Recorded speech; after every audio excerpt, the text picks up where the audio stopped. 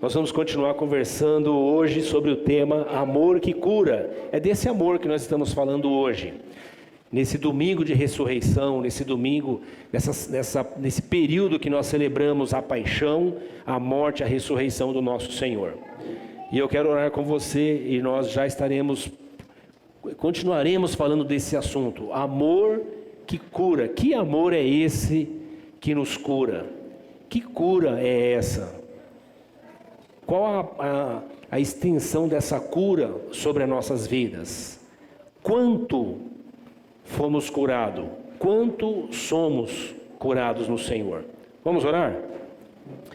Obrigado, Senhor, por essa manhã tão gostosa que o Senhor nos deu. Obrigado porque acordamos, o Senhor nos sustentou, o Senhor nos deu vida e tem nos dado paz. Obrigado, Senhor, pela sua salvação. Sua salvação que afeta a nossa vida integralmente e nos transforma, Senhor, de dentro para fora, nos mostrando quem nós somos, nos ajudando a perceber quem o Senhor é e que obra grande o Senhor está realizando em nós. Obrigado, Senhor, por essa manhã que nós celebramos a morte do Teu Filho Jesus e a Sua ressurreição. Obrigado porque hoje nos reunimos e trazemos de novo a lembrança, Senhor, a última celebração que o Senhor teve com os seus discípulos, onde o Senhor sentou com os seus amigos, inclusive com um amigo traidor, e o Senhor partiu o pão a todos, e deu a todos pão e vinho, símbolos do teu corpo e do teu sangue. Hoje de novo nós nos reunimos em torno dessa celebração, desse ato de amor, desse símbolo de comunhão, de comunidade, de vida entregue, Senhor, da sua vida entregue por nós. E nós queremos pedir, Senhor, que o Senhor nos ajude a continuar entendendo que obra foi essa que o Senhor fez em nós e qual o propósito dela. Senhor, nos visite essa manhã, mais uma vez, com a sua presença, para trazer cura, Senhor, a nós, cura no nosso corpo, nas nossas emoções, na nossa mente, nos nossos afetos, na nossa memória. Venha trazer cura, Senhor, nos nossos músculos, nervos e ossos e pele e sangue. Cada célula do nosso corpo precisa ser curada, Senhor. Venha continuar trazendo cura, Senhor, no nosso espírito, essa cura que se estabeleceu na morte do Teu Filho. Venha continuar operando em nós essa manhã, Senhor. Enquanto falamos a Sua palavra, enquanto ouvimos a Sua palavra, esteja manifestando essa graça maravilhosa entre nós, Senhor. Fazendo milagres. Todos nós viemos celebrar o Teu nome, adorar o Senhor, cultuar o Senhor. E o Senhor sabe que todos nós precisamos do Seu favor. Encha-nos, ó Deus, com a alegria do Seu Espírito. Obrigado pelo tempo que já cantamos e adoramos o Teu nome, pelos louvores, pela adoração.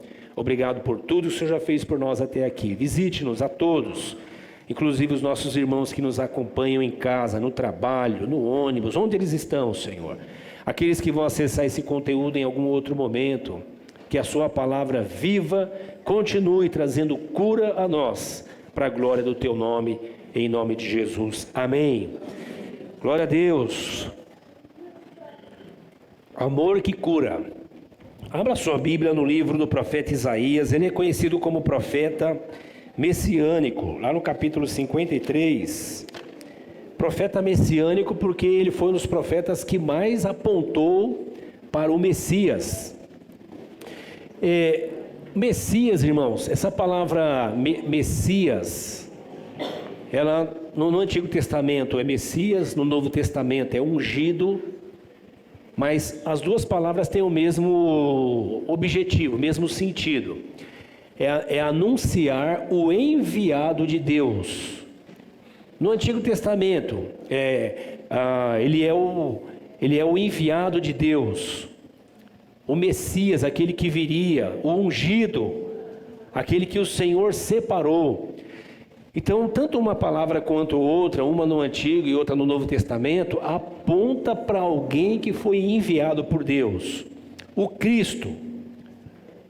Quando nós falamos Jesus Cristo, Cristo não é o sobrenome de Jesus, né? É só Jesus de Nazaré. Cristo é quem Ele é. Cristo significa ungido, enviado. Ele é o enviado de Deus. Então, o Jesus de Nazaré, aquele cidadão de carne e osso que andou, cresceu, fez peraltices quando criança, deve ter quebrado um vaso ou outro da mãe dele, né? Vocês imaginam Jesus fazendo isso, irmãos? Quebrando um vaso, dando um chute numa galinha. Não, chute não, mas pondo uma galinha para correr, correndo atrás de uma pomba.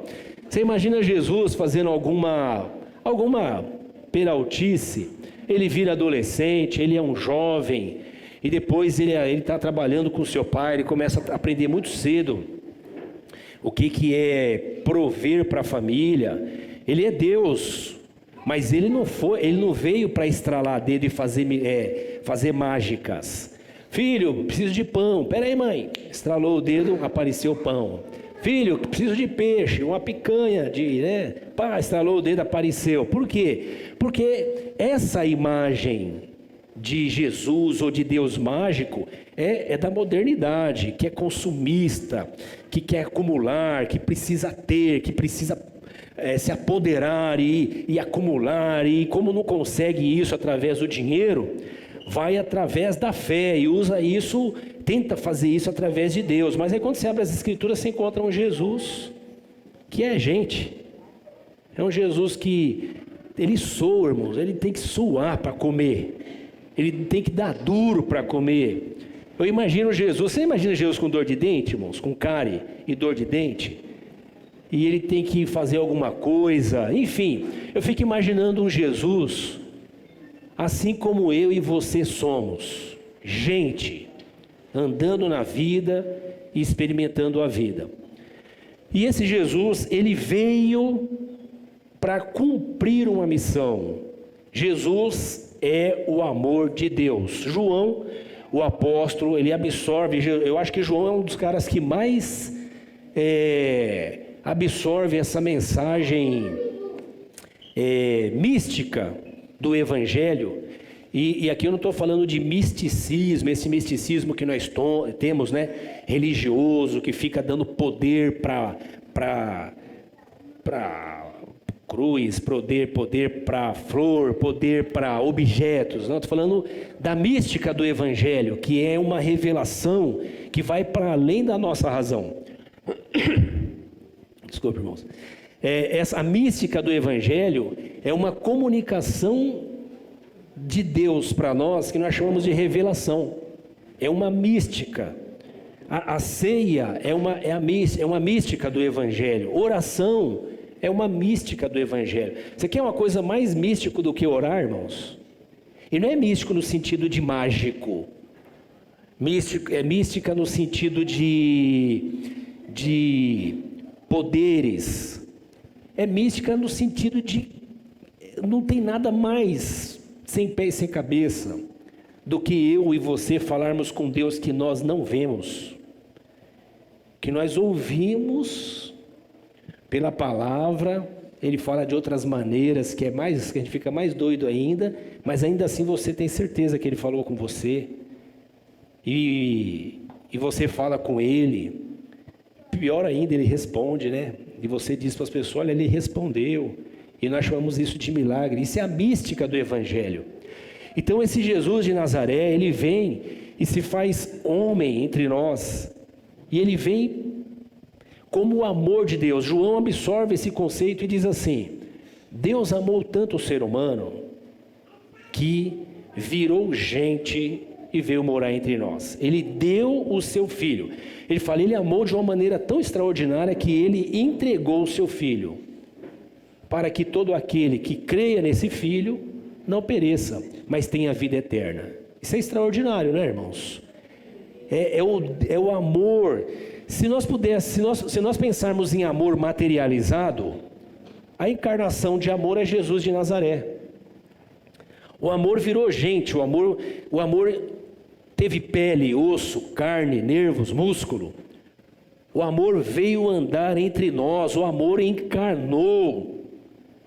O amor, João fala de novo na epístola dele, ele fala assim: o que os nossos olhos viram, o que os nossos ouvidos ouviram, o que as nossas mãos tocaram.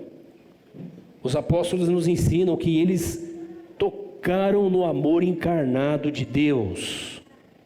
E esse amor não é uma expressão da vaidade de Deus que queria impressionar o ser humano. Esse amor veio para nos curar, nos trazer cura, porque nós ficamos doentes. Quando decidimos andar pela nossa própria conta, pelo nosso próprio, ser dono do nosso próprio nariz, quando nós decidimos fazer o mapa da nossa própria vida, quando nós decidimos que as decisões muito ou pouco importantes éramos só nós que iríamos tomar, quando nós decidimos fazer isso.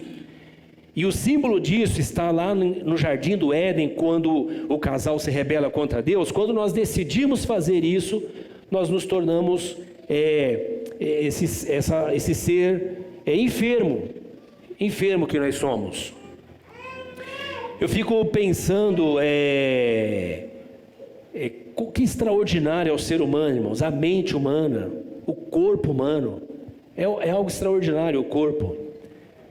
A natureza é algo extraordinária, o cérebro humano é algo extraordinário. A gente vê pessoas fazendo esforços muito grandes para ajudar o próximo, né? Por exemplo, em uma série de ONGs que tem espalhada no mundo inteiro, organizações filantrópicas, que é extraordinário. E a gente diz assim, nossa, isso é o ser humano, que coisa extraordinária. Ao mesmo tempo, a gente vê o mesmo ser humano querendo tomar a terra do outro, e por causa disso ele mata crianças, e bebês, e mulheres, e estrupa, e violenta, e derrama sangue, e arranca a pele, e faz isso porque é civilizado. Agora, que ser mais doente é esse? Que é civilizado, que tem ciência, que tem tecnologia, que tem inteligência e consegue fazer tanto mal ao próximo. Só que esse ser, ele é o ser humano que Deus ama. E esse ser humano, esse comportamento é o testemunho do ser humano enfermo. E Deus veio curar esse ser humano. E ele diz assim, Isaías, portanto, esse profeta messiânico, aponta para esse Jesus de Nazaré. E ele diz assim no capítulo 53, deixa eu ler com você. Diz assim, quem creu em nossa mensagem e a quem foi revelado o braço do Senhor, ele cresceu diante dele como um broto tenro e como uma raiz saída de uma terra seca. Está falando de Jesus mesmo, né? Lá na Judéia, em Nazaré, aquele lugar pobre, de lá não podia vir coisa boa, irmãos. Nazaré era a favelona da Palestina, era o buraco da Palestina, era o lugar dos renegados, dos abandonados, dos marginalizados, era o lugar de quem não tinha direito de viver. De lá, uma raiz de terra seca, surge um broto que vai frutificar e virar uma árvore extraordinária. Ele não tinha qualquer beleza ou majestade que nos atraísse, nada havia em sua aparência para que o desejássemos. É certo que Isaías está tendo provavelmente uma visão do Cristo no madeiro, mas também do Cristo da Palestina. Então aquele Cristo loirinho de olho azul, bonitão, com os lábios rosados, quase com batom, é coisa de Hollywood. O Cristo de Nazaré, irmãos, é um cara marcado, é mais ou menos igual um nordestino aqui da Caatinga, com a pele dele toda arriscada pelo tempo, pela secura, pela pobreza, pela aridez, pela falta. Jesus não anda com sacolas do supermercado vindo do shopping. Jesus anda a pé e ele tem marcas no corpo dele de pobreza, de necessidade. E não é para a gente ter dó dele, é só para a gente enxergar o Jesus, homem, o Jesus de carne e osso. A gente precisa ter dó dele, tem um monte de gente assim no mundo hoje, né, irmãos? E sempre terá, até a volta dele será assim. Mas eu estou só falando isso para a gente imaginar esse Jesus de Nazaré, um ser humano normal como o outro. Ele foi desprezado e rejeitado pelos homens, um homem de dores, experimentado no sofrimento. Como alguém experimentado no sofrimento ele deu duro, ele acordava cedo, pegava ônibus lotado, metrô lotado, usava máscara na pandemia. Estou imaginando de novo Jesus do século 21, tá, gente? Jesus do século 21, irmãos, na pandemia, ele não ia ter um S de super aqui sem máscara e, gente, comigo ninguém pode. Ele ia estar usando máscara, porque tinha o dia dele morrer, ele não queria morrer antes do dia. Antes do dia usava máscara, não usava, morria. Aí depois ele usaria máscara e no dia de morrer ele ia morrer. É só para a gente entender de novo, tá bom? Eu estou insistindo aqui para fazer um exercício da gente imaginar o Cristo homem. O Cristo menos espiritualizado. Não é o Cristo que como é que é? Ele flutua no chão, de tão santo que ele é, ele não pisa no chão. Esse Jesus, ele anda pisando no chão da vida. Certamente, versículo 4, ele tomou sobre si as nossas enfermidades e sobre si levou as nossas doenças. Contudo, nós o consideramos castigado por Deus atingido e afligido. Mas ele foi traspassado por causa da nossa transgressão.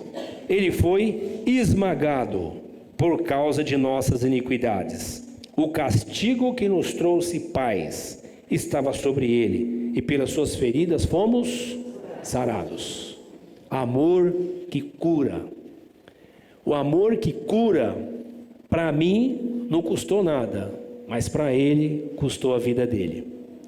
A paz que eu tenho, que eu posso ter na cidade, eu posso ter no campo, posso ter num parque verde silencioso, eu posso ter dentro do metrô, na Praça da Sé, a paz que não tem a ver com lugar, tem a ver comigo e na minha relação com o Senhor. O preço da paz, a paz para mim não custa nada, mas para ele custou a vida dele. O preço da paz, o preço da minha cura, ele trouxe para mim. Esse Deus que nos ama, ele enviou o seu amor não para nos impressionar, ele enviou o seu amor para nos salvar, para nos curar. Nós estávamos perdidos, diz a palavra do Senhor, porque todos pecaram e se afastaram de Deus, todos foram condenados. O que as Escrituras nos ensinam, irmãos, ouça bem aqui, coisas bem simplesinhas assim, que eu precisava muito da sua atenção mesmo, mas olha que coisa simples. É comum a gente falar assim, olha, não faz coisa errada que você vai para o inferno. Não é comum falar assim? Não mente não que você vai para o inferno. Não rouba não que você vai para o inferno. Não adultera não que você vai para o inferno. É comum se falar isso. Agora, é isso que a Bíblia ensina? Não. A Bíblia ensina que está todo mundo indo para o inferno. Se fizer ou se não fizer, tanto faz. Está todo mundo indo para o inferno. Parece novidade o que eu estou te dizendo? Às vezes parece, por quê? Porque o nosso olhar ou a nossa percepção ainda que eu ouça a palavra de Deus que diz que todo mundo está indo para o inferno, eu acho que eu não mereço ir para o inferno. Então pode ser todo mundo, menos eu, porque eu sou gente boa. Eu estou falando isso de todo ser humano, independente da fé dele. Só que o que as Escrituras nos ensinam, irmãos, é que todos pecaram, todos estão destituídos, todos estão doentes. Deus não viria nos salvar se nós pudéssemos nos salvar. Ele só veio porque nós não podemos nos salvar. Jesus diz assim, eu não vim condenar. E por que Jesus não veio condenar? Porque ele mesmo explica. Ele diz, eu vim salvar. Agora, só se vem salvar quem está perdido. Quem ele veio salvar? A humanidade que está perdida. Isso, irmãos, são palavras dele, não é minha. Às vezes alguém fica bravo quando a gente fala essas coisas, mas é Jesus que fala isso. A gente não pode alterar as coisas dele, né? Então ele diz, todos estão condenados. E ele veio salvar, ele veio curar. E na sua morte, nós acabamos de ler aqui Isaías dizendo, o castigo que nos traz a paz. A paz aqui é paz com Deus. O restabelecimento do relacionamento com Deus era uma dívida que só Jesus poderia pagar. A dívida do homem foi uma dívida eterna. Deus é eterno. Então, se eu fizer uma dívida com Álvaro, meu irmão aqui, eu posso pagar ele. Eu vou fazer um esforço, seja lá qual for o esforço, mas eu posso pagar, porque a minha dívida é de gente para gente. Agora, eu sou mortal, ele é mortal, nós dois somos humanos, então é de gente para gente, eu posso pagar.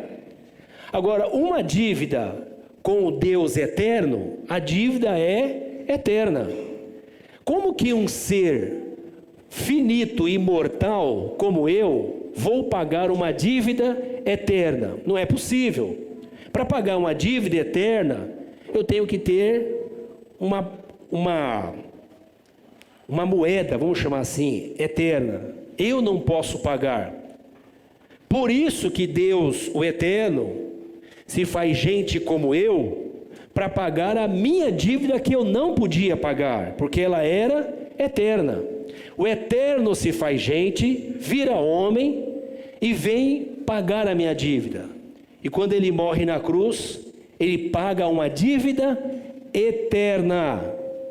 Então, quando ele paga a minha dívida, ele paga eternamente. Paulo diz que a minha dívida, que como uma promissória, eu vou rasgar o papel aqui dos músicos, pode? Uma dívida, imagina a minha dívida aqui, ó, estava diante de Deus, dívida eterna. Jesus vem e se entrega na cruz. Paulo diz assim, quando ele se entrega na cruz, a dívida foi paga, rasgou. E ele pegou aquela dívida e cravou ela na cruz. Logo, toda vez que alguém olhasse para a minha dívida, ao invés dele ver o Moisés devedor, ele ia ver na cruz um bilhetinho escrito, está pago. Ele não deve mais nada. Ele quem? O Moisés. Isso é salvação. Jesus me trouxe salvação. Paulo fala em Romanos capítulo 8 sobre esse assunto. Ele diz, portanto, ou seja, sendo assim, por causa disso, agora nenhuma condenação há para quem? Para quem está em Cristo Jesus. O que é estar em Cristo Jesus, irmão? Onde Jesus Cristo está? Na cruz. O nosso Cristo morreu na cruz. Então ele me chama agora, ele diz assim, quem quiser me seguir, larga tudo, pega a sua cruz e vem para minha. Essa aqui é uma extensão minha, né? E vem para vem para minha cruz. Nós somos chamados para a cruz. E essa morte de Jesus, o Deus então que se faz gente, vem pagar a nossa dívida eterna, e ele não tem um projeto para pagar a nossa dívida, não existe plano B, ele pagou, a minha dívida está quitada, portanto agora nenhuma condenação há para os que estão em Cristo Jesus, de maneira que se eu morrer agora, eu vou estar com ele. E não é porque eu sou bom pastor, evangélico, desde bebê, criança, sei de onde. Não é porque eu estou na comuna. É porque eu criei que Jesus era o ungido de Deus, o Messias de Deus, o amor de Deus que veio me curar dessa enfermidade minha, chamada pecado. Amém, irmãos? Amém. Ele veio me curar, me trouxe cura. Entretanto, e essa cura está estabelecida, ela não muda mais, viu, irmãos? É por isso que nós dizemos que se você recebeu a Cristo como seu Salvador, Ele te salvou, não tem mais o que fazer. Agora, isso quer dizer que você é perfeito? Não, porque nós somos seres inteiros. Estou usando de novo a referência do Álvaro aqui. Eu tinha parado de usar gente que fica aqui perto para pregar, porque eu percebi que os irmãos começaram a ir lá para o fundo e as cadeiras da frente ficaram vazias. Hoje, sem querer, eu comecei de novo. Mas paro hoje mesmo, viu, irmãos? Então, nesse mesmo exemplo, né? Eu olho aqui para o Álvaro, eu estou vendo o Álvaro. Só que o Álvaro não é só esse aspecto físico que eu vejo. O Álvaro é mente, é emoção, é memória, é afeto, né? É alma, nós chamamos de emoções, né? É espírito. E essa parte que nós chamamos de imaterial do Álvaro eu não vejo, mas é ele. E ele é integral. E quando Jesus veio, quando o amor de Deus veio nos sarar, nos curar, veio sarar e curar o Álvaro, estou usando ele aqui só como exemplo, veio curar ele interiormente, o espírito dele, como eu acabei de dizer, foi salvo em Cristo, só que esse sacrifício, esse amor também veio curar o corpo dele, o físico dele, só que não é só o físico, veio curar as emoções dele, os afetos dele, a memória dele, veio curar ele nessa parte que nós não podemos tocar, que a ciência usa várias técnicas para observar, inclusive para clinicar, né, para tratar, como emoções, como mente, como essa questão química que ocorre dentro de nós, né, a gente desestabiliza, aí toma um negócio, alguém dá um remédio, alguém que eu digo profissional, né, dá um negócio ali, aí dá uma estabilizada, alguém que está agitado demais fica mais calmo, enfim, essas coisas que todos nós sabemos. Mas há alguma coisa dentro de nós que é imaterial. E o Evangelho nos ensina que o Senhor veio curar isso também. Ele veio curar a mim integralmente, meu espírito me salvando, meu corpo me restaurando, meus afetos, minhas emoções, meus sentimentos, minha memória. Ele também veio trazer cura sobre mim. Ele me salvou. Mas enquanto essa obra não é completa, já que eu continuo na vida, na existência, na sociedade, na materialidade da vida, eu continuo lidando com as minhas limitações e com as minhas deformações. O ser humano, mesmo aquele que foi alcançado por Jesus e está sendo curado por Ele, ele continua com deformações dentro dele. Tem coisas em você que você não gostaria que os outros soubessem? Tem coisas em você que você reprova? Por exemplo, você mente? Você tem compulsividades? Compulsividade por consumos de alimento ou de roupa, de gastar demais, comer demais. Compulsividade por sexo, por droga, por álcool. Compulsividade por televisão, por jogos. Compulsividade de falar dos outros. Aqui no caso não, só dando um exemplo que eu já vi fora isso aí. Mas compulsividade de falar. Você tem coisas dentro de você que você fala, olha, eu não gostaria que ninguém soubesse isso. Tipo assim, inveja. Você já sentiu inveja de alguém? Inveja. Aquela coisa que você fala assim, por que com ele? Por que para ele? Você não precisa responder não, tá? Só... Nós temos coisas dentro de nós. Você é, como nós ouvimos aqui, nas reuniões passadas, você é explosivo, você é iracundo, irado. Você sai do fofinho para o Hulk, querendo arrancar o pescoço de alguém, e às vezes não arranca, mas arranca. Não arranca o pescoço, mas bate no coração, belisca. Essas deformidades em nós, irmãos, são pecados. A Bíblia chama de pecado. A gente tem um monte de linguagem para arrumar, ficar mais bonito, que nós somos assim, a gente vive em sociedade, tudo tem que ser arrumado para falar, para todo mundo entender melhor. A Bíblia chama de pecado. Ela fala, isso é pecado. Então, o pecado em nós é o testemunho de que nós ainda estamos sendo curados pelo Senhor. Então, Jesus veio e salvou Moisés, de tal maneira que se eu morrer agora, eu estou salvo. E eu estou falando isso baseado no que eu leio nas Escrituras, irmãos. Só para reforçar, Romanos 8, portanto, agora, nenhuma condenação há. Isso é claro para a gente, pessoal? Portanto, agora, vamos repetir? Portanto, agora, nenhuma. Ah, mas ele mentiu. Então, Jesus veio salvar os mentirosos. Ah, mas ele deu um escorregão. Jesus veio salvar os que vivem escorregando. Mas ele é doente. Jesus veio salvar os doentes. Se ele dependesse de eu deixar de errar para ele me salvar, ele não precisaria vir morrer. Eu me salvaria, mas ele veio para me curar. Eu não podia fazer isso. O que eu estou falando aqui, irmãos, é tão óbvio no Evangelho, mas eu tenho a impressão que está ficando cada vez mais longe do Evangelho. Porque as pessoas estão se agarrando no olhar que elas fazem para o espelho de si mesmo, estão se achando o máximo. Aquela quantidade de like que se recebe no Face, no Instagram ou em outras ferramentas, está convencendo a gente que nós somos gente boa pra caramba. E você e eu somos gente boa. Somos ou não somos, gente?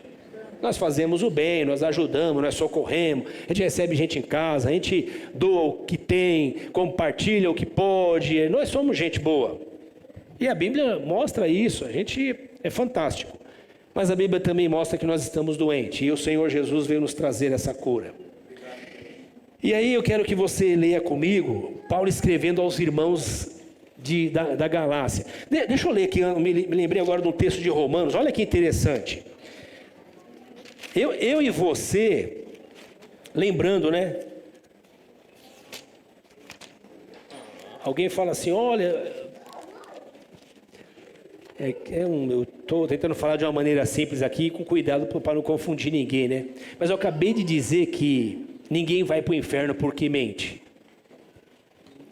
As pessoas alguém vai para o inferno porque é mentiroso. Então ele mente por quê? Porque ele é mentiroso. A Bíblia diz, os mentirosos, os enganadores, os adúlteros, vai falando, né? Os idólatras, não herdarão o reino do céu. Nossa, Deus está bravo? Não, ele só está dizendo, olha, as pessoas fazem isso porque elas são isso. Nesse sentido, está todo mundo, está ok o que eu estou falando aqui? Então, a partir daí, você já percebeu que nós não podemos julgar ninguém? Quem é você, diz Paulo, que senta na cadeira de juiz para apontar o dedo para o outro? Quem é você? Ele está dizendo, menos. Não embarca nessa. O Evangelho não é isso, as religiões ensinam isso. Mas nós não temos religiões, nós só temos o Evangelho. Nós temos o amor que nos cura. E uma das curas que o Senhor veio me trazer é da loucura minha de achar que eu posso me salvar e que eu sou melhor do que alguém. Você pode ser mais educado, mais refinado, mais inteligente, mais tudo. Mas uma coisa você não é mais salvo do que o outro, porque você pôde fazer isso. Olha o que o texto de Romanos... Romanos não, é Coríntios, né? Vocês estão tudo aí, né, irmãos? Eu pergunto só para reforçar mesmo.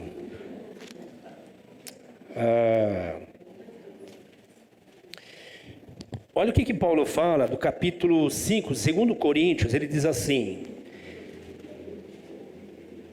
Pois todos nós devemos comparecer perante o tribunal de Cristo. Todos nós, eu e você, viu?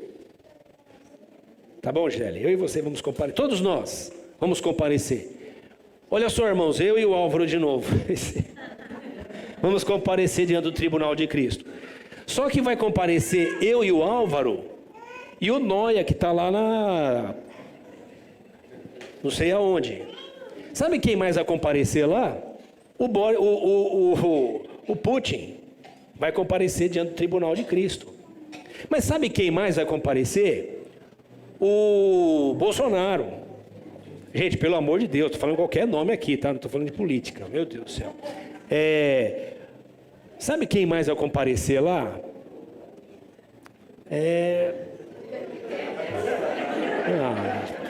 Por favor, não faça essas brincadeiras. Elas nunca são boas nesses espaços. Mas, gente, é isso. Nós vamos comparecer diante. É que passou na cabeça de todo mundo, né? A gente não resiste, né? Os irmãos em casa estão com bandeira, com a plaquinha lá. Igual aquele filme do Shrek, né? Mostrando a plaquinha. O nome dele lá. Muito bem. Nós vamos comparecer diante do tribunal de Cristo, irmãos. E olha o que o texto diz. Pois todos nós devemos comparecer perante o tribunal de Cristo, para que cada um, ouça aqui, receba de acordo com as obras praticadas por meio do corpo, quer sejam boas, quer sejam más. Ah, mas eu sou espiritual. Esse negócio do espiritual é que é um problema. Eu sou espiritual. Parece que é alguém que anda num ambiente que não é a terra. Só existe um lugar para a gente andar, é na terra, irmão. Não tem outro lugar. Nós não somos fora da terra, nós só somos na terra. É tanto isso que quando Jesus voltar, ele vai voltar para a terra. E quando ele estabelecer o reino dele, ele vai estabelecer o reino dele na terra. Então, quando os irmãos falam aqueles negócio terra, então deve ser isso, alguma coisa assim. Tem a ver com terra, nós somos da terra. E isso ajuda a gente a sair dessa falsa espiritualidade que vive num lugar onde a gente não sabe, não vê. A gente só anda com gente que vê. E nós vamos ser julgados pelas práticas feitas pelo corpo. Isso aqui, ó. Isso quer dizer que o que vai para a balança é o que nós fazemos. E o que nós fazemos tem a ver com quem nós somos. O que eu sou, o que eu penso, o que eu creio, mesmo quando eu não quero, produz em mim comportamentos que eu quero esconder. Então alguém que é compulsivo em mentir, ele vai enganando até um dia que ele se trai. E ele se revela o mentiroso, o adúltero, o invejoso, ou sei lá o que, ou idólatra. Mas chega uma hora que não aguenta, o armário treme e aquele traveco desaparece e aparece quem é a pessoa de verdade. Então o Paulo está dizendo, isso é o ser humano. Mas a mensagem que ele continua trazendo mas Deus nos amou e veio nos curar disso.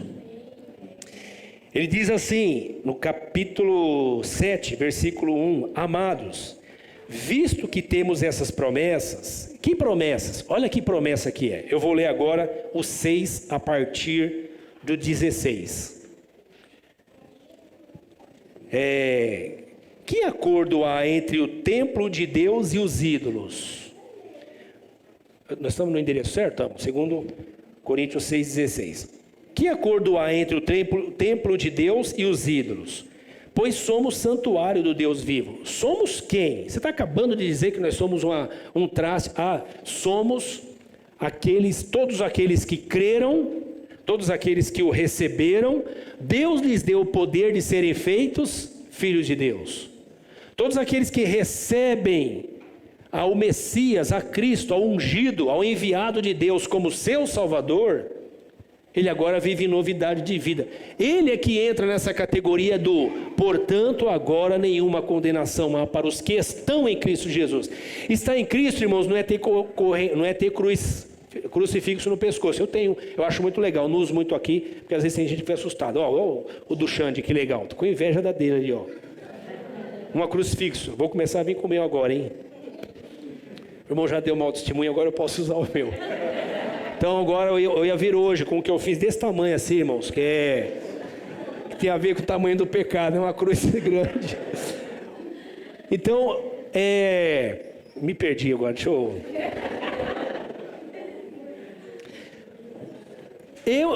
eu recebi a salvação em Cristo Jesus. Ele me trouxe salvação, mas isso não é um crucifixo, uma Bíblia debaixo do braço, uma roupa que remete à religião, um rito que remete à religião. Isso é mudança de mente. É uma cura que vem na minha mente doente. É uma cura que vem nos meus afetos doentes. É uma cura que vem nas minhas emoções doentes. É uma cura que vem dentro de mim, no meu espírito, e vai me curando. Ele já me salvou, mas tem uma coisa que Ele está fazendo em mim, aqui agora, enquanto eu estou na vida. E aí Ele chama esse meu corpo de templo de Deus, habitação de Deus. Sabe por que Deus veio habitar em nós? De novo, porque Jesus nos fez templo da sua habitação. Então ele diz assim: que acordo há entre o templo de Deus e os ídolos? Que templo de Deus ele está falando? Não é prédio, isso aqui não é templo, irmãos, não existe mais templo. Os evangélicos insistem bastante em chamar isso de templo, de chamar a Catedral da Sé de templo. Tudo bem, pode chamar, mas a Bíblia diz que não existe mais, tá bom, irmão? Não vai ficar chateado com a Bíblia, mas a Bíblia diz que não tem mais templo. Só existe agora um templo, sou eu, se Deus habita em mim. Se Ele não habita em mim, eu não sou templo. Mas se Ele habita no Álvaro, o Álvaro é templo. Pronto. O templo de Deus agora é gente de carne e osso.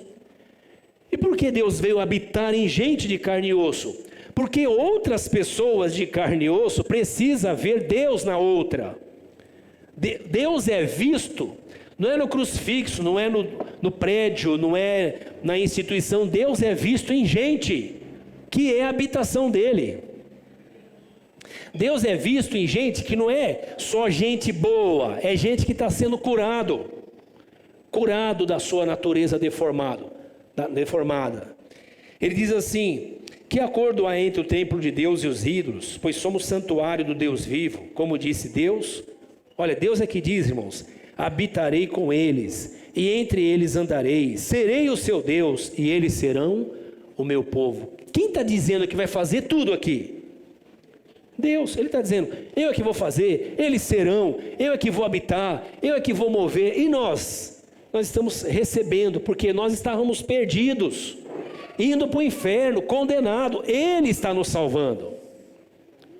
Por isso que Jesus disse que não veio condenar, mas veio salvar o que havia perdido.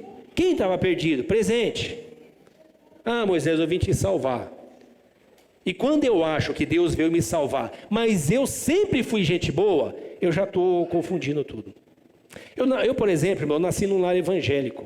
Meu pai era pastor, minha mãe uma serva de Deus, meus irmãos tudo mais velho que eu.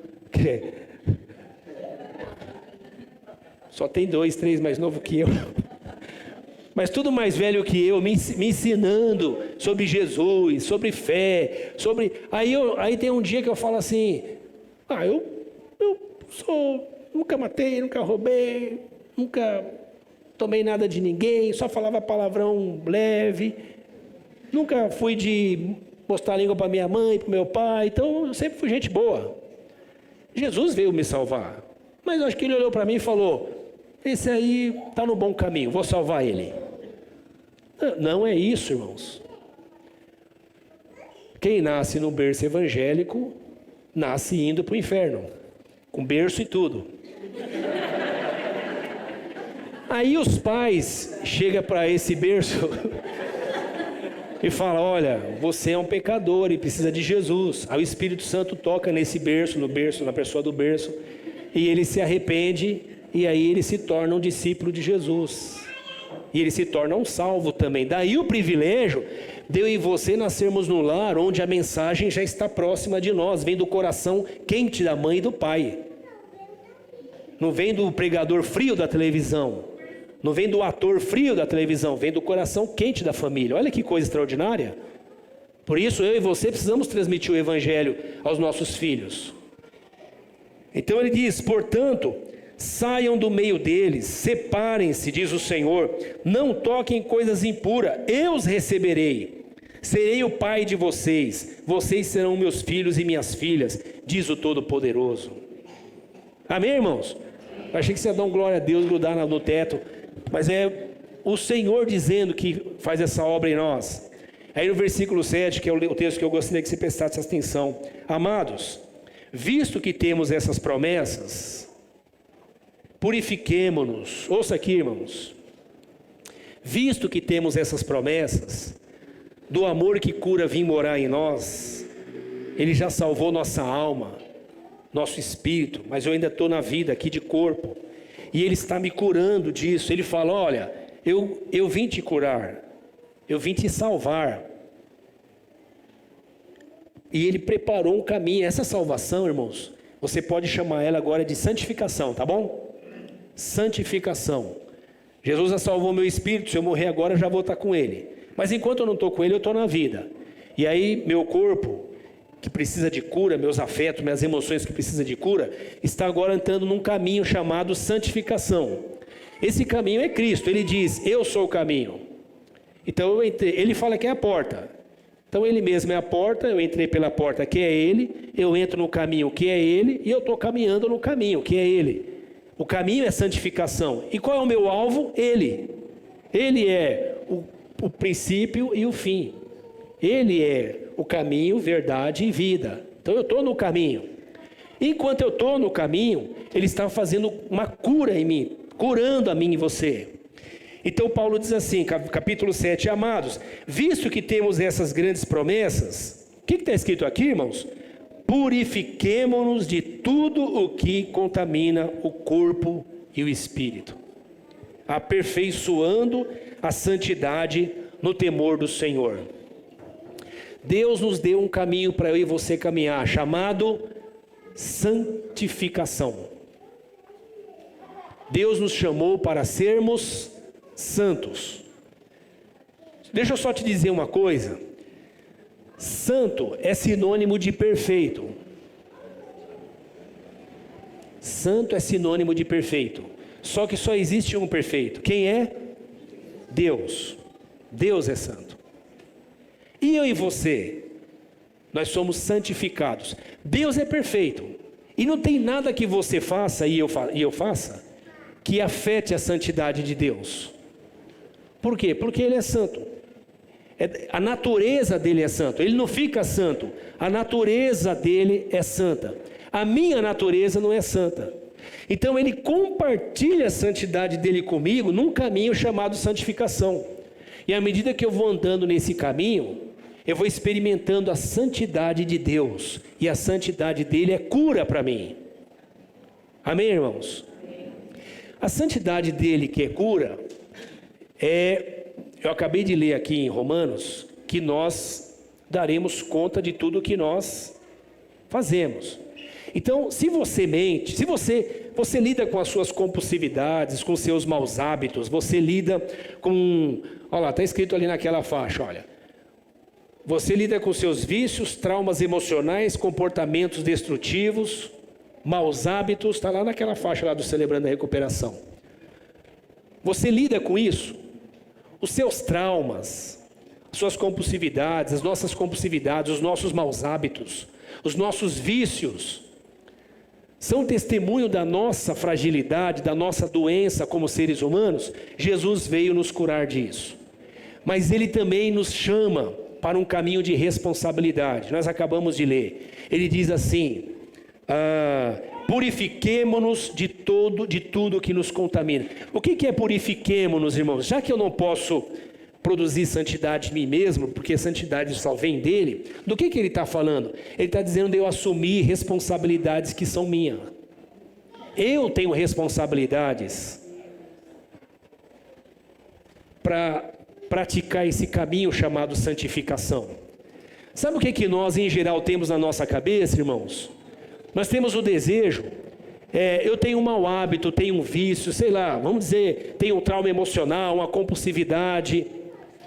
E quem sabe disso? Você. Quem mais sabe disso? Em geral, sua mãe, seu pai, não é isso? Esposa e marido, que às vezes demora mais para ver, mas com o tempo descobre. Às vezes algum amigo mais próximo, sabe do seu pecado, vamos chamar assim. E você tem que lidar com isso. E aí nós estamos ouvindo a mensagem de que eu fui salvo, de que Jesus veio me curar. E o meu desejo é orar para que Deus aperte um botão dentro de mim e eu amanheça segunda-feira livre disso, porque isso tormenta a mim mesmo. Ok, irmãos? É assim com você também? Vou virar as costas. É assim com vocês também?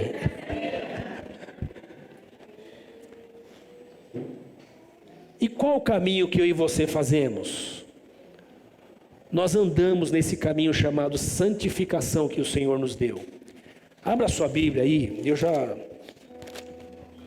Eu queria falar bastante hoje. Aliás, eu adoro falar bastante, pelo jeito, porque eu sempre tenho mais para falar. Abra aí no Gálatas capítulo 5. Eu queria que você percebesse, quando Deus se revela ao povo dele lá no Êxodo, lá no Gênesis, e depois ao povo de Israel no Êxodo, ele aparece como Deus Santo. Santo, irmãos, é absolutamente diferente de nós.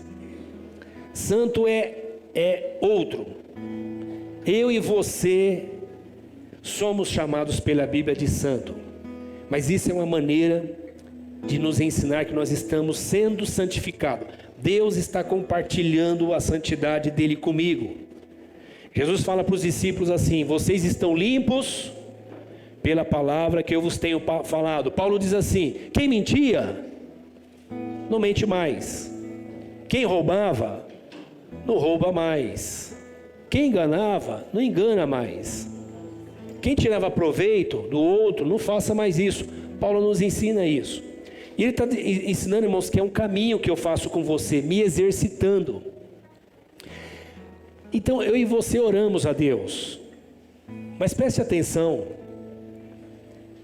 Não ponha na conta de Deus o que é responsabilidade tua.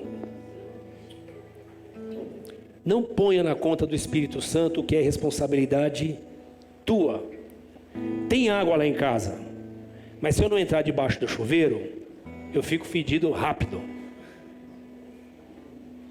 É assim com você também? Tem água no amor que cura, mas se você não se lavar nele, não tem oração que faça isso. Tem um caminho para eu e você andar. E esse caminho é um caminho de prática. Nós acabamos de ler aqui, é de prática.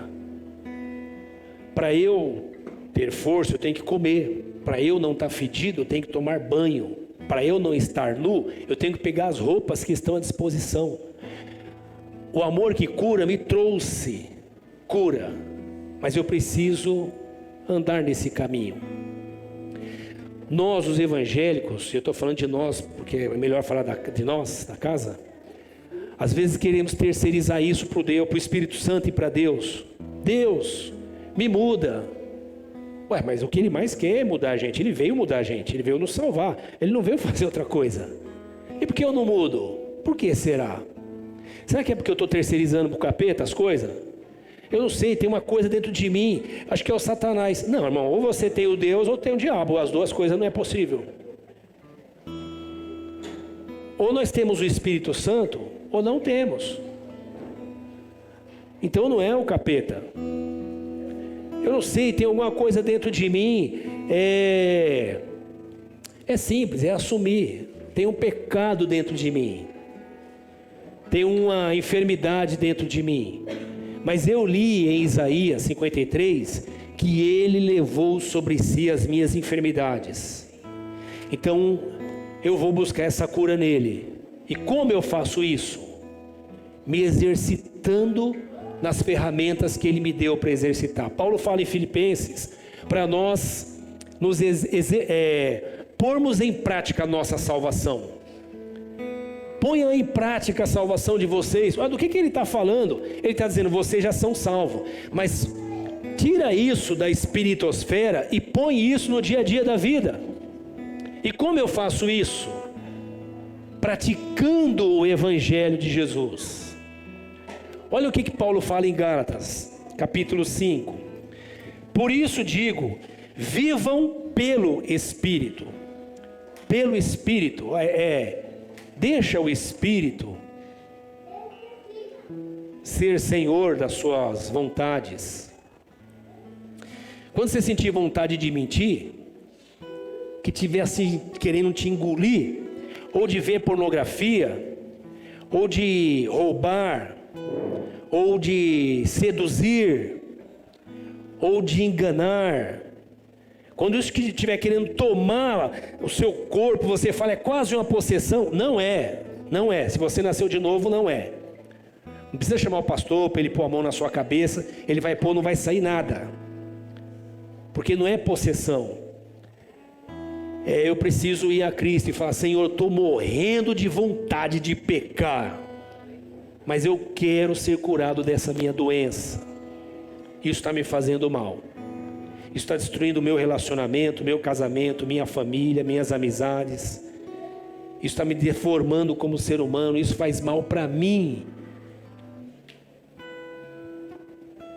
Vivam pelo Espírito e de modo nenhum vocês satisfarão os desejos de vocês. Vivam pelo Espírito. Pois a carne que ele fala é a nossa natureza, né? Deseja o que é contrário ao Espírito. Você tem o Espírito Santo, não tem? Tem ou não tem? Claro. E quando vem aquela vontade de pecar, o que o Espírito diz para você? Não vai. Aí alguém pensa assim, que o Espírito Santo sai, o pessoal vai lá, peca, aí volta, chora, o Espírito Santo volta nele. Não é isso que a Bíblia ensina, irmão. A Bíblia ensina que quando você vai, o Espírito Santo vai junto. E quando você peca, ele está junto. E quando vem aquela angústia profunda, é ele dentro de você dizendo, olha o que você fez de novo com você mesmo. Olha o que você está fazendo de novo com você mesmo. Só que eu vivo em você e eu sofro em você. Isso é a tristeza do Espírito Santo dentro de nós. É mais do que consciência. Porque consciência pode ser cauterizada. Espírito Santo não. Ele fica batendo. Água mole em pedra dura. E isso vai te minando. Porque ele quer te curar. Ele tomou sobre si as nossas doenças, nossas enfermidades.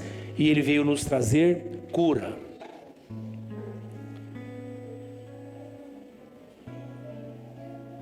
Pois a carne deseja o que é contrário ao Espírito, o Espírito que é contrário à carne. Eles estão em conflito um com o outro, de modo que vocês não fazem o que desejam. Mas se vocês são guiados pelo Espírito, vocês não estão debaixo da lei. E o que é ser guiado pelo Espírito, irmãos? Será que é fechar o olho e ficar, Senhor, me guarda, me guarda, me guarda, enquanto eu estou indo para tentação que eu tenho? A Bíblia me ensina, ela diz assim, quando eu estou sendo tentado, eu preciso lá conversar com meu irmão e falar, ô irmão, me ajuda. Lembra que eu te falei que eu tinha E claro, você vai falar isso com um irmão que tem maturidade, né? Com um irmão maduro, equilibrado, que você olha para a vida dele e fala, olha, olhando para esse irmão esses anos todos, aí eu vejo que esse irmão ou essa irmã é um servo de Deus. Aí eu vou lá e falo para ele, olha, eu estou agora passando essa dificuldade, eu estou querendo fazer aquilo de novo. Aí o irmão vai te chamar, vai orar por você, vai ajudar você, vai interceder por você, vai ouvir você, só dele te ouvir já vai te fazer bem. A Bíblia chama isso de compartilhar nossas aflições uns com os outros. Esse é o caminho da santificação que o Senhor nos preparou. Eu vou ajoelhar, mas eu tenho que ajoelhar. e tenho que orar, mas eu preciso confessar as vossas culpas uns pelos outros. Orar um pelos outros não é só, Senhor, dá um carro por irmão, dá uma casa por irmão. Também, pode ser isso, mas o que a Bíblia ensina é outro caminho, irmãos. Minha oração é, Senhor, ajuda o irmão a vencer a natureza dele, dê graça para ele. E o meu desejo junto com o dele parece que fortalece o irmão. E o Espírito Santo então vai curando, manifestando a cura que o Senhor nos trouxe. Ele levou sobre si as nossas enfermidades. Se isso não fosse tão poderoso, irmãos, não haveria hoje. Uma das ferramentas que a psicologia usa é essa, é ouvir o psiquiatra não sei, mas o psicanalista e outros, né? Ouvir, audição, ouvir o outro. E aí Paulo fala assim, olha, a obra da carne são estas. Deixa eu ler para vocês, irmão, só para vocês de repente lembrar de alguém. Vamos lá. As obras da carne são essas: imoralidade sexual, impureza, libertinagem. Aqui está falando de pecado com o próximo, com gente de carne e osso.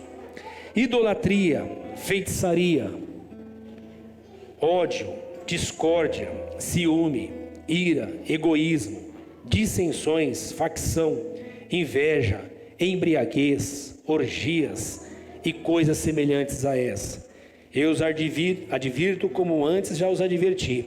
Aqueles que praticam essas coisas não herdarão o reino de Deus. Pastor, agora eu fiquei confuso. Eu sou salvo ou não sou? É assim. A cura que veio sobre o meu espírito, que a gente chama de salvação, e que pôs eu num caminho chamado santificação, ela não é inerte. Ela é sensível. E ela fala com você. Ela te instiga. Ela te cobra. Ela te corrige. Ela chama a sua atenção.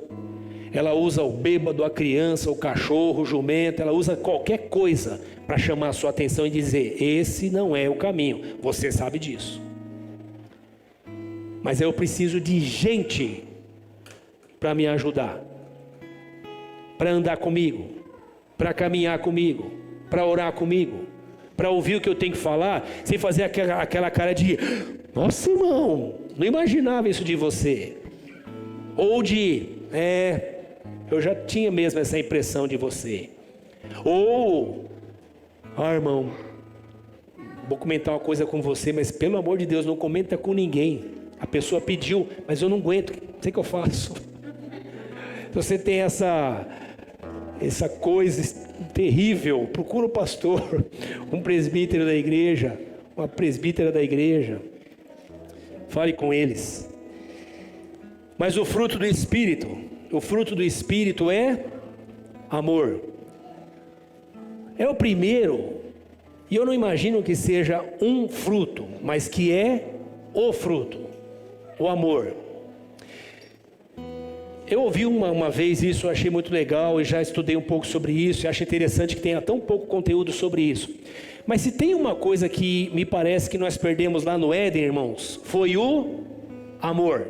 E eu venho falando disso há algum tempo aqui. Se tem uma coisa que nós perdemos no Éden, foi o amor. O amor de Deus. O amor de Deus nos fazia andar em santidade. O amor que temos hoje nos faz andar em pecado. Alguém diz: eu amo. E alguém diz: todo amor pode, todo tipo de amor vale. O que importa é o amor. Não é isso que as Escrituras ensinam.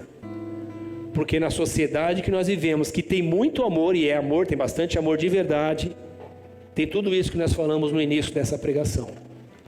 Bom, violência, maldade e tantas outras coisas. Mas o amor de Deus nos cura. E ele diz: o fruto do Espírito é amor.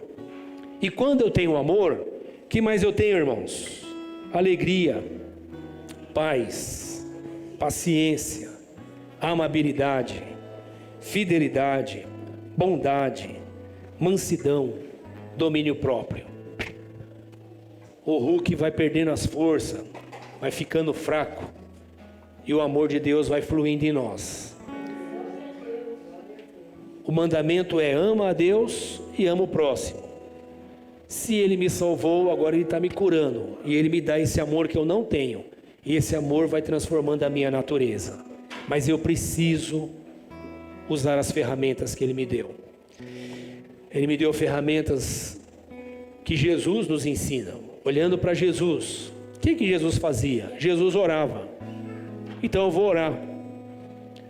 Ah, mas eu não sei orar. Mas é assim mesmo. A Bíblia já diz que ninguém sabe, então você é mais um dentro do clube, ora assim mesmo. Ah, mas eu queria orar como aqueles irmãos que tem aquelas palavras. Me esquece, Deus não se emociona com as suas palavras, Ele não fica arrepiado, isso é coisa nossa. Deus só ouve o seu coração e pronto. Aliás, Deus ouve os mudos, que não falam nada. Aliás, Deus ouve quem está paralítico,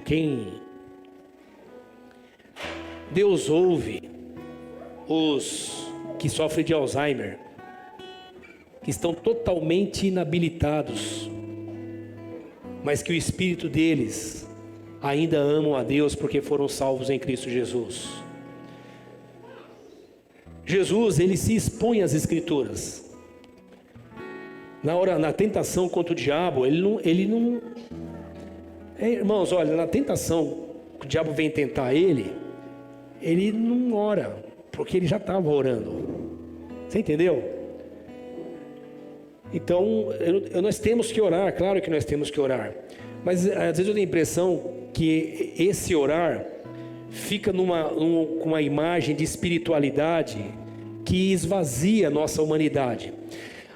A pessoa mais espiritual que nós encontramos nas Escrituras, quem é, irmãos? Mais espiritual, quem é? Jesus de Nazaré, não é? Tem alguém mais espiritual que Jesus? Agora, tem alguém mais humano que Jesus? Isso quer dizer que quanto mais espiritual alguém é, mais humano ele é. Mais ele vive na terra, mais ele vê gente, mais ele entende gente, mais ele se identifica com gente. Ele não se identifica com os espíritos, com os anjos, com os querubins, os serafins. Ele não anda viajando no mundo que não é na terra. Ele anda na terra. Ele fala com mulher, com homem, com negro, com branco, com amarelo, com homossexual, com heterossexual, com rico, com pobre. Ele fala com religioso e idólatra. Ele fala com todo mundo. Ele fala até com o diabo. Ele tem amigos que é gente boa. Ele tem amigos que traem ele. Ele é gente. Ele está na vida, andando na vida. Então, se tem alguém que é humano, é Jesus. Se tem alguém que é espiritual, é Jesus. Jesus orava, então eu vou orar. Jesus se expunha às Escrituras. Ele vence o diabo com as Escrituras. Então eu vou ler as Escrituras. Ah, pastor, eu quero fazer um curso. Pode fazer, faz o curso. Mas não estou falando de curso, não. Eu estou falando de tomar banho todo dia na palavra. Nós temos pequenos grupos na comuna. E alguém diz assim: ah, eu vou lá, mal não faz, eu já conheci, já tenho mas conheci mais um pouquinho. Pode fazer isso, mas o objetivo não é esse. O objetivo é você vir para um banho comunitário, onde todos nós nos lavamos nas Escrituras, onde nós compartilhamos, oramos uns pelos outros, nós jejuamos. Amém, irmãos? Ferramentas simples que nós conhecemos. Santificação. Eu quero orar com você. O fruto do Espírito é esse em nós, e isso traz cura. Nós temos nossos pequenos grupos, temos o Celebrando a Recuperação, que é um dos grupos nossos de encontro. E lá tem ferramentas de compartilhamento, de estudo, de anotação, exercícios práticos. Quem aqui já passou pelo Celebrando e gostou? Levanta a mão aí. Pode levantar assim alto, só para pronto. Nós estamos aqui, eu acho que há 7, 8 anos só com o Celebrando. Pouca gente participa do Celebrando. Outros irmãos participam de outros grupos. Mas talvez você não participe de nenhum grupo. E está imaginando que essas lutas suas vai sair igual uma bolha aquelas bolinhas que a gente faz de sabão aqui. Não vai. Isso está grudado na gente, precisa ser lavado. A gente precisa se expor à vida comunitária, aos pequenos grupos, aos encontros.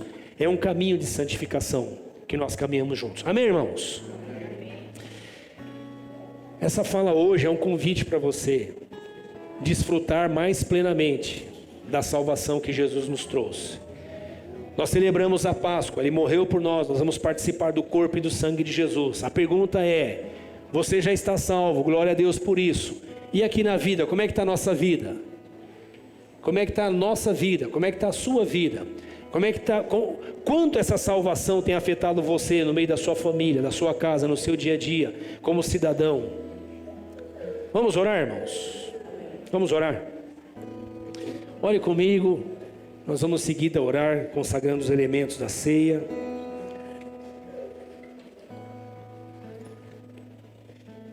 Como escaparemos nós, se não atentarmos para essa tão grande salvação que o Senhor nos deu? Pai, nós oramos em nome do Seu Filho Jesus.